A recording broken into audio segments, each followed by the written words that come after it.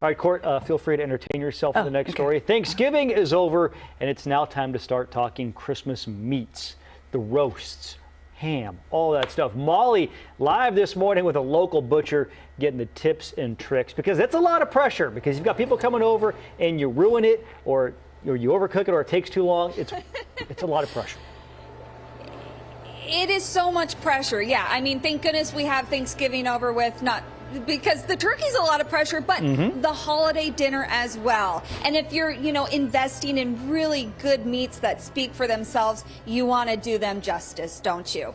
So we're here at V. Miller Meats in East Sacramento, learning about not only the cuts you want to buy for your holiday roast, the how much, how to prepare them. And Eric, this is something you help customers with on a daily basis. Every time the phone rings this time of year. So the real important things is before you call is to know how many people you're cooking for. It's really, really easy, especially with a rib roast. General rule of thumb here at the shop is 1 bone per 2 people. Okay. A full rib roast is 7 bones. They don't come any bigger. There's no such thing as an 8 or 9 bone. There's 7 bones. Okay. 7 bones. And so if I'm feeding 10 adults and want leftovers, that would be maybe good? 5 bone would probably leave you, usually like that rule of thumb gives you a little bit of leftover. You account for the leftovers. Exactly. I like that. Okay, and so tell us about the 3 cuts of meat we have here. So the first roast is kind of the traditional, it's a rib roast. A bone-in, standing rib roast, 7 bones, lots of meat, fat, all the big, all the good stuff, crusty, delicious bits that everybody looks for in a rib roast. One thing we do at the shop, probably 99% of the roast we do is we ask the customer, of course, but usually we cradle them and then tie them. And cradling that roast, Lauren's going to pull that and show us what that means real quick. And as she's doing, okay, yes. Yeah, so most of our rib roast orders, this is what we end up doing. We basically just come along the underside of the bone here, leave a little bit of a hinge, and then tie it back on, and you get the benefit of cooking it with the bone, the insulation, the presentation, but then it's very easy once it's cooked to just snip those strings. The bones come right off. It's easy for you. You also get the opportunity to season under the bone, which you otherwise wouldn't. So all around, we recommend it, and we 100% offer it.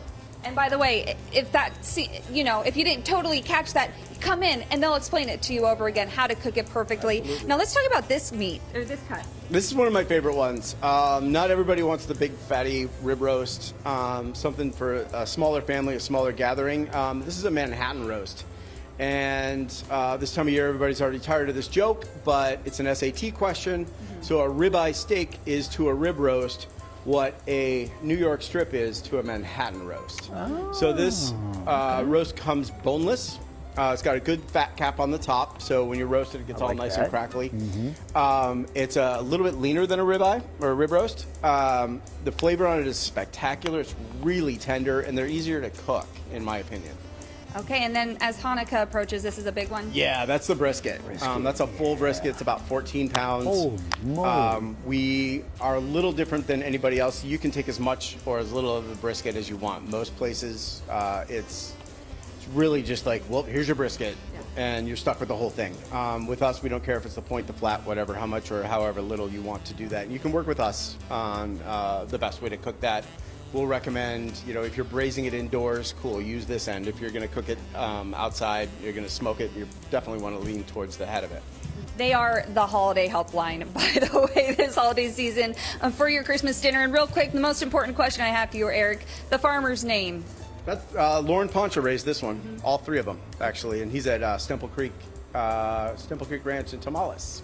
You always know exactly where these meats are coming from. If you need help with your Christmas dinner, your holiday dinner this year, they can help not only give you some advice, give you the exact right portion, but just give you meat that will speak for itself, right? Every year. Every single year. Well, thank you for your advice. And if you need more, come on in. We're in East Sacramento at V. Miller Meats. We'll send it back to you. John, I know from the sound effects this entire time, I think you're hungry. Yes. And I was also thinking, too, if the butcher literally knows the name of the farmer who raised the beef, you can assure that they can tell you what to do with it as well. Molly, thank you so much. Appreciate it. Exactly right.